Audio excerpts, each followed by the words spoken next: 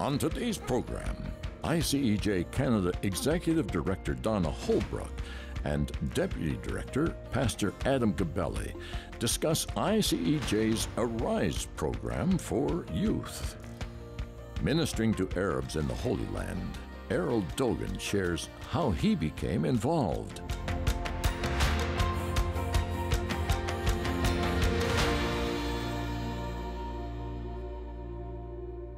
Welcome back. I am in studio today with our National Director, Donna Holbrook. Donna's joining us all the way from Toronto. Thanks for joining us today, Donna. My pleasure. And it's amazing how we can do this. She's all the way in Toronto. I'm here in Vancouver, and we're grateful for the new technology that we have. Today, though, I wanted to talk about our young adult program here in Canada. It's named Arise. And we have been doing something quite unique in comparison to other ICEJ branches and offices around the world. We actually have a scholarship for young Christian leaders that we are able to send them to the Holy Land once a year. There's a group of them, and their lives are impacted and never the same again. And we actually just really pour into them so that they would also carry the torch of Christian Zionism, biblical Zionism into the next generation. And also we're building the ICEJ network across Canada. Donna, you were instrumental in the formation of this initiative. And let's talk a little bit about that, about those first moments, and what was the Lord speaking to you in that time when we launched this? The very beginning was at a leadership meeting in Jerusalem, and our Dr. Ulla from Finland was the one who said we need to focus on the next generation. So that was the beginning, and that's how Grafton started. Mm-hmm. Grafton was the ahead of it changed to Arise over time. But in Canada, we wanted to do something special. And what I just felt that, how is it that young Christian leaders who go to Christian colleges can preach and never be in the land of the Bible? That doesn't sound right at all. Their first experience should be go to the Holy Land, go to Israel, and see those places where Jesus ministered, where all this happened. So I was then on the board of, for many years, I was on the board of the Canada-Israel Committee, CIC. It's become now CIEJ, Canada-Israel Jewish Affairs. And they had a funding. So they were our first funders because they were sending journalists and firefighters and all segments of Canadian life to Israel over time, and they had the funding for it. So I asked them, I worked with them, and I said, well, let's do one for Christian young adults. And so I hired someone to put that whole program together. It's a fairly lengthy application. You have to say why you want to be there. You have to have references. Right. It's quite extensive, and it's important that it is, because we want to get the right people to Israel. So we put it out by email, and we went to the chancellors and the presidents of mostly evangelical Christian colleges, because we needed a quicker response for that delegation. That was our first, 2008. So we had 6 delegates, and that was launched. Thereafter, we needed particular funding. When you have that many, and over the years, the prices have gone up. Our Canadian dollar is not as strong. So that becomes even more expensive. But overall, and you can attest to this too, Adam, having, well, you're guiding our group along with Marissa and Philip Bedard from Montreal. I'm so thankful. I am so thankful to see that over these years that this has grown to this stage. And they come back, they make life-changing decisions having been in Israel. Absolutely. Many do. I mean, they get, it's like the light bulb goes off. God seems more intimate, and decisions seem to be a little clearer. Yeah. And many of our people are coming back and making life decisions for a partner, Right. family, and being pastors, leaders. Yeah, and we've had many young people, like you mentioned, pastors, ones in Bible college that are now in full-time ministry today. There's been doctors. There has been ones going into the political sphere. It's not just been, of course, Christian kids. It's really young people who are on a trajectory to influence Canadian society. And, some of them are still very involved in the ministry today. When we think of Phil and Marissa, who are our Canadian Rise directors right now, leading the Young Adult program, they were both recipients of the scholarship. We have different representatives, in Rebecca Miles in Northern Ontario, Leah and Stephen Polkowski, who, when Leah first came, she wasn't married, and then she was able to come with her future husband, and now they're representing us in the Winnipeg area.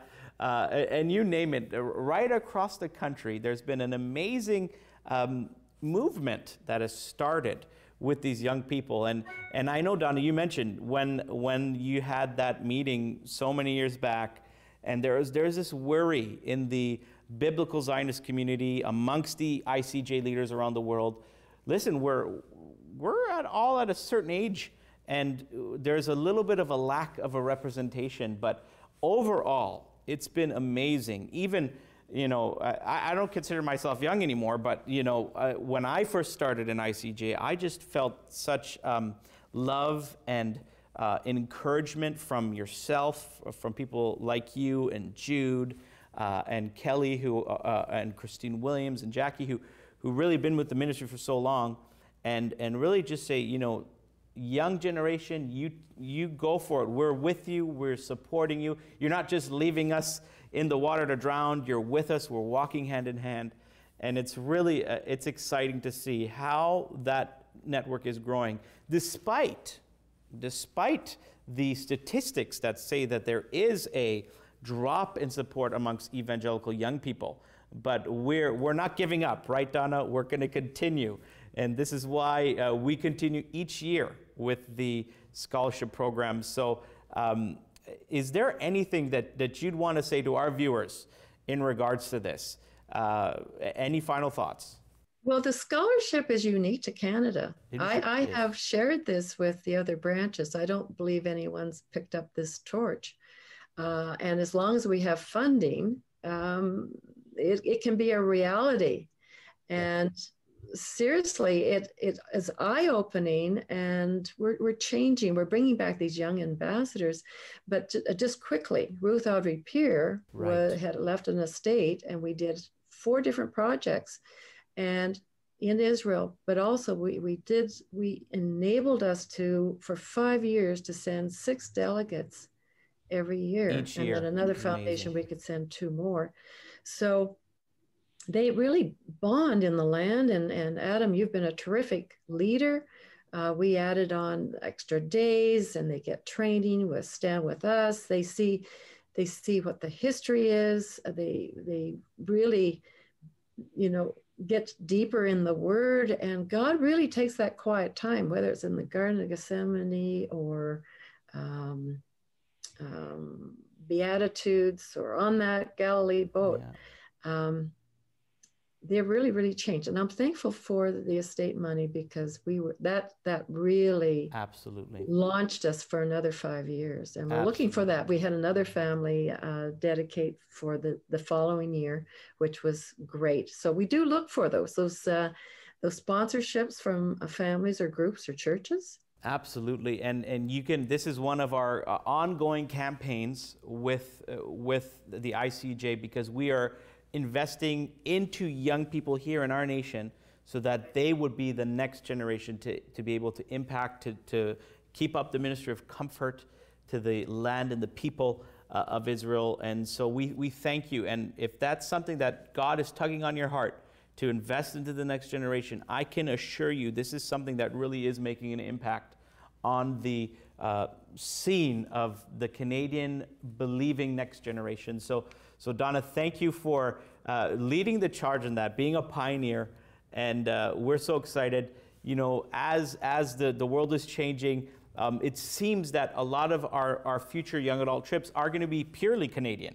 So we don't know when we'll be able to join in with an international group again, but all that you pour into goes into Canadian young people for this specific program. So Donna, thank you so much for joining us today again, and just sharing, you know, this vision and this amazing program.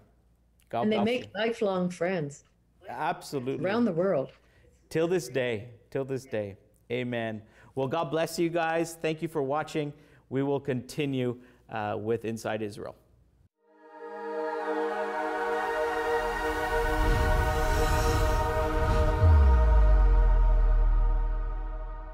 Please don't think that this pandemic, as awful and terrible a scourge as it is, please don't think that it's all bad or it's outside the sovereignty of God. May we see it as the drought that preceded the building of the altar.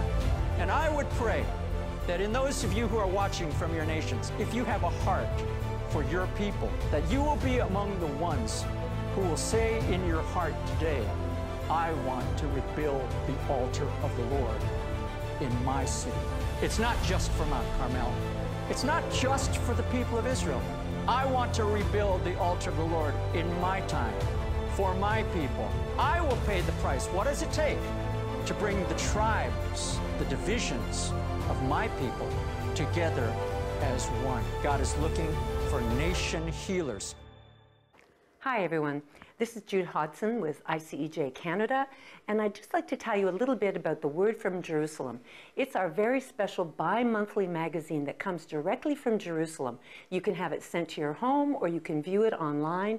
All you need to do is just to go to icej.ca and take a look there if you want to look at it online, or call us. Our phone number is 1-866-324-9133. Again, that's ICEJ Canada for the Word from Jerusalem. Up next, Erol Dogan shares how he became involved in ministry to Arabs in the Holy Land. I have the honor to be with my friend Erol today again. And Erol, I want to talk a little bit about your exposure to Arabic ministry in Israel. Sure. You know, you connected with the Messianic body in the land in the early 90s.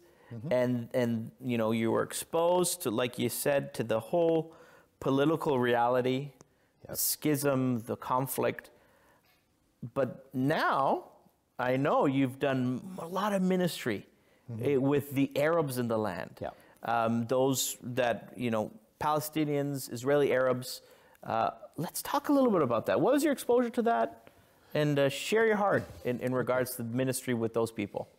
Well, 91 was my second trip to Israel with my wife.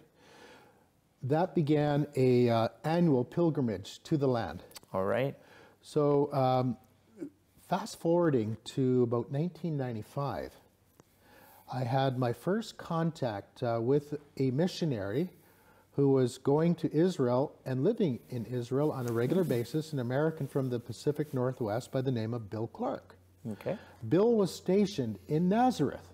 All right. And my exposure to Israel at that point in time had been more or less people living in Jerusalem, Tel Aviv, Haifa, up in the Perea area, mostly Jewish believers. Right. And Nazareth is predominantly Arab. Absolutely. The largest Arab community in Israel. Absolutely correct. And all of a sudden he says, well, look, we have another segment of the population that has a tendency to be ignored. So a lot of Americans, a lot of Europeans, a lot of Westerners love Israel and love to focus on how they can help the land, bless the people, mostly for the most part, the people who identify themselves as Israelis and as Jews. Right. Bill Clark says, I got something I want to introduce you to. And that was the Arab world, or the Arab community in Israel. And he sparked something there as well. He introduced me to a number of his contacts, a number of the people that he was studying with, a project that he was working on, which was to say, look, we have a problem in the Arab world, especially in Israel at that particular point in time, that the scriptures that they have are written in a type of Arabic that is not the common tongue. So what he wanted to do, he says, why don't you help us develop a New Testament that is written in the local Palestinian, the local Israeli Arab dialect. Wow.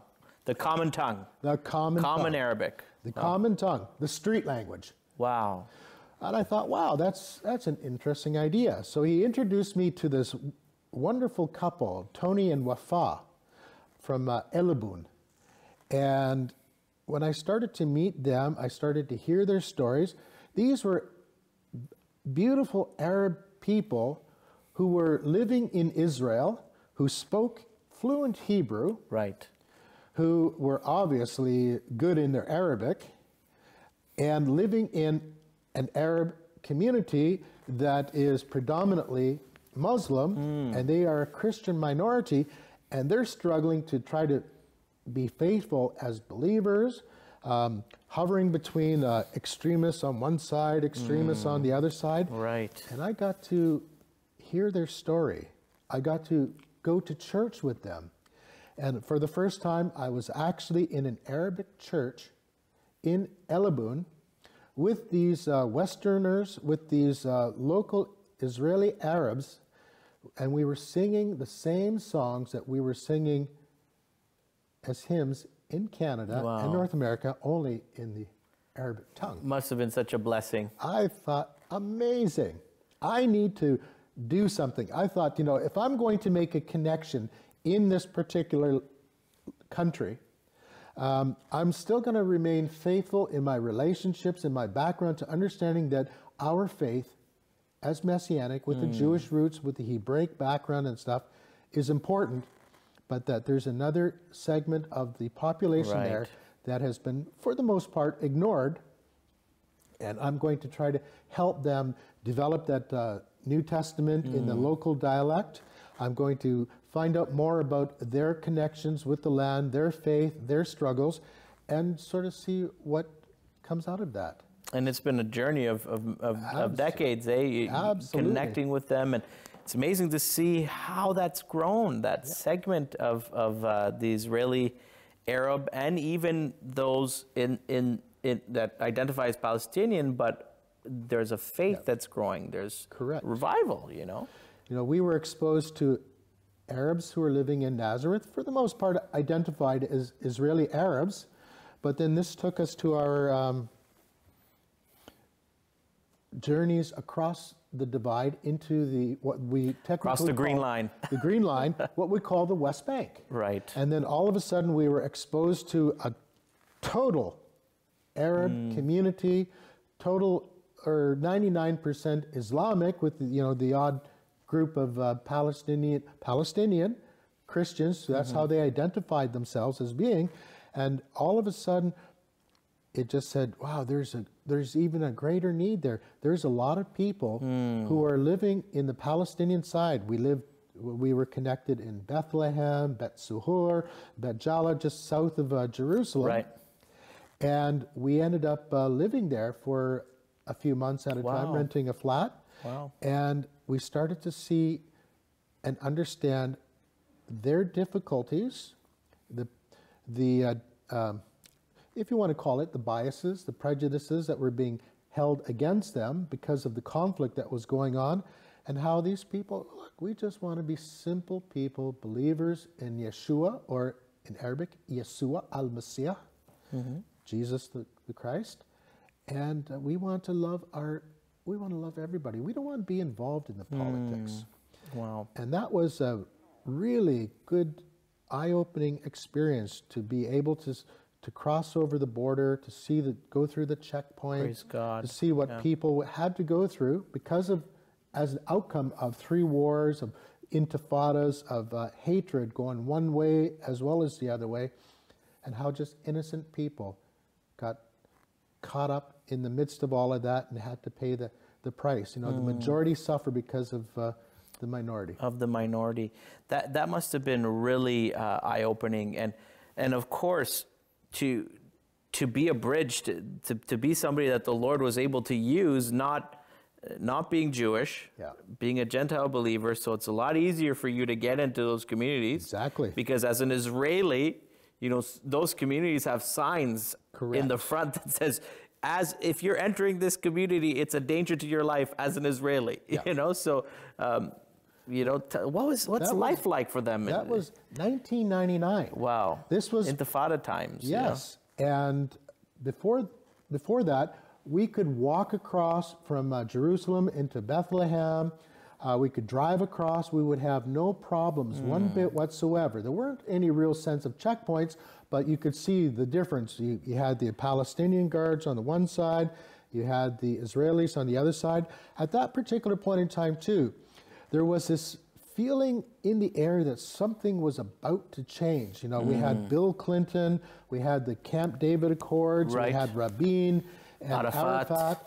And there was a sense, hey, we might actually get this thing solved. And, you know, people were happy going back and forth, you know, and stuff like that. From the stories I hear, there was a lot more relationship. There was. There was peace. There was dialogue. 1999, Deborah and I were invited to attend an internship in Jerusalem. Joseph Shulam is a well-known individual who's been a pioneer Bible scholar. in the faith. Knows this stuff rabbinically and theologically. He invited us to become connected with their group, and we told him, well, what we're going to do is we're going to live in Bat Jala, come into Jerusalem, and you know we'll be doing things back and forth. And the amazing thing is, Joe said, wonderful, Mitsuyan, excellent. Mitsuyan. Because he said, we need people to be able to connect with the Arab communities, and you have got our blessing. You go do ministry there, keep us informed if there's any way that we as Jews, as Christians, as Messianic believers can help. We will be there to support you, to back you up. But the bottom line is, you do that, you have our blessing. And, you know, to have a well-respected leader of the Messianic community in Israel, been involved in ministry there for 50-some-odd years, say, go for it. Yeah. That was, I guess, my launching point to say, okay, this is where it takes a real serious. Wonderful. Well, the roots go deep, you know, of the work of God. You know, some people aren't aware. They think, oh, you know, the Messianics and the Arabs, they're not connecting. You know, they're all pro-Israel, but they're letting the Arab believers or the Palestinian believers suffer and all that stuff. But that's really not the case on the ground. In reality, it isn't. But a lot of times when you get involved in ministries, the politics have the tendency of getting in the way. To seep in. Wow. But we managed to stay clear of all of that. And because of my background, growing up in the Islamic tradition, being exposed to the Quran, being services being held in Arabic, this gave me a way to be able... An open door. Yeah, to connect with the culture. And our friends in Elabun, in Nazareth, they said, you know, the best way that you can help us and identify with us, it's wonderful you can speak Hebrew, speak Arabic to us. Wow. Show us how much you care for us. Learn the language, or reacquaint yourself with the language, with the traditions, and then you'll be much more effective, but we will respect you even more so. So it's like that situation where Paul said, I became all things to all people, so as I could win them. So for the Arabs that were living in the West Bank who identify as Palestinians, the Arabs that were living in Nazareth as Israeli Arabs, learning the Arabic language, reacquainting myself again with the Islamic background, gave me the tools necessary to help get into the next step of ministry, because amongst the Arab community, the people you're going to reach out to are going to be predominantly Muslim background. And you can have some pretty extremist Muslims that you're reaching out to, which would probably give us another launching point to have a discussion. I'm looking forward to talk a little bit more about some of the testimonies things that you've seen reaching out to that segment of the population in the land there. So thank you, Erol, for joining us today. Looking forward to our next conversation.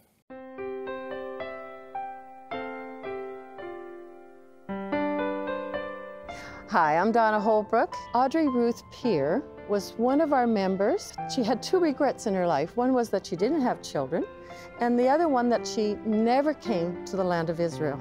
So when she passed away, she left an estate. We undertook the fund and we divided it 4 ways equally. And it went to a petting zoo for orphan boys near Tel Aviv. It also went to build 2 new music rooms at Bet Yosef up at Haifa. We also helped to complete a playground for another orphanage to the south of Israel. And then it enabled us to restore our scholarship for Christian young adults. These are new ambassadors back to Canada who are sharing their love of Israel. Would you consider being a shomer, keeper of Israel, in your state giving? And that leaves a wonderful legacy here in Israel. I'd like to thank you. Thank you for joining us today. And be sure to visit our website at www.icej.ca or call us at 1-866-324-9133. And for our Canadian residents, be sure to ask for your free Canada-Israel pin. Through your contributions to ICEJ Canada, you can participate by giving to Haifa Home for Holocaust Survivors, Women at Risk Red Carpet Project, Operation Life Shield Bomb-Proof Shelters, Mentoring Programs, Aliyah Support, Children's Projects, Israel in Crisis, Israel Aid, Magan David Adam Emergency Services, Christian Friends of Yad Vashem, Scholarships for Young Adult Leaders, ICEJ Canada Media Fund, Gift Estate Securities Fund.